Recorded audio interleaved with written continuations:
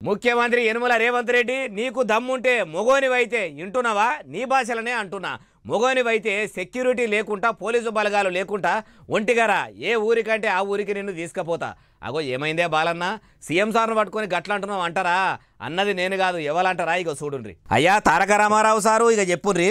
నేను ముఖ్యమంత్రిని అడుగుతా ఉన్నా దమ్ముంటే నీ భాషలో చెప్పాలంటే మగాడివైతే ఊళ్ళల్లోకి రా సెక్యూరిటీ లేకుండా రా పోలీస్ బలగాలను అడ్డం పెట్టుకొని కాదు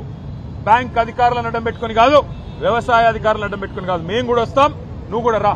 ఏ ఊరికి పోతావో పోదాం ఎక్కడ కూడా చారాన రుణమాఫీ కాలే ఎక్కడ కూడా రుణమాఫీ అనేది పూర్తి కాలే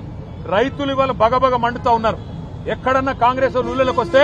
తరిమి కొట్టాలన్న ఆలోచనలో ఉన్నారు ఇన్నరా ఇట్లా అంటున్నాడు అయ్యా కేటీఆర్ గారు శారానా కాలేదనే అనుడు కూడా కరెక్ట్ కాదు మరి వెయ్యిలకు వెయ్యిలు లచ్చలకు లచ్చలు అయినోళ్ళ ముచ్చట ఏంది అయిందని చెప్పాలి కాలేదని చెప్పాలి గాని పావుల కూడా కాలేదని ఇట్లా కాంగ్రెస్ వాళ్ళను బదనాం చేసుడు కూడా కరెక్ట్ కాదు అందరికీ చేస్తామని కొందరికి చేయక కాంగ్రెస్ పార్టీ వాళ్ళు కూడా పొరపాటు చేసిర్తి అందరికీ ఒకటే పారి చేస్తే ఇట్లా కారు పార్టీ వాళ్ళతోని